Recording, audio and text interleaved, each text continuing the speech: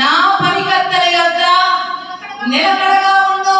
దోయించు యేసు ప్రభువుకి సాదృశ్యము. నువ్వు వేరే పొలానికి వెళ్ళమాకండి, బుర్ర చెడిపోతుంది. ఒకటి ఇష్టానుసారంగా అనుకూలమైన బోధన చేస్తారు. నువ్వు ఎక్కడ ఉండాలి?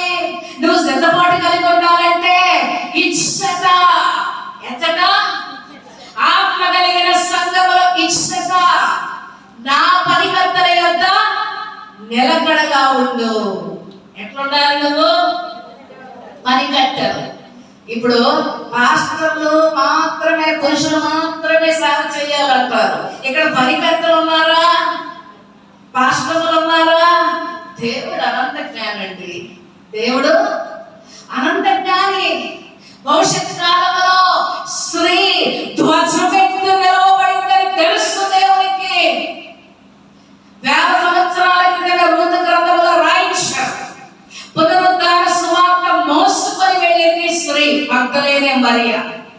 ఈ మగ్దలేనే మరియ పురుషులైన యేసు ప్రభు శిష్యులకు పునరుద్ధాన సువార్త ప్రకటించింది స్త్రీ ప్రపంచమంతటికి. ఎవరావిడ? దేవుని పనికత్తె. రాకడ సువార్త ఎవరు ప్రకటించాలి? నేటి కాలంలో అంటే స్త్రీలే ఎక్కువగా ప్రకటిస్తున్నారు. ప్రభు చెప్తున్నాడు, ఇచ్చటనే నా పనికత్తెల యొద్ద నువ్వు ఎట్లుండాలి? నిలకడగా ఉండు. కుప్పిగంతులు వేయొద్దు. కోత చెట్టు మీదకి ఈ చెట్టు మీదకి వెళ్తా ఉండదు. ఒక చెట్టు మీద మంచులు అట్లా ఉండొద్దు. నీకు ఆత్మ కలిగిన సంఘం అర్థమైందా? దేవుడు పేరు పెట్టి పిలిచిన సేవలు అర్థమైందా? వాక్యానుసారంగా మీ పాదల్లో పాస్టర్లు ఉన్నారని అర్థమైందా? ఇక నువ్వు వేరే చోటికి అవసరం, వేరే చోటికి అవసరం.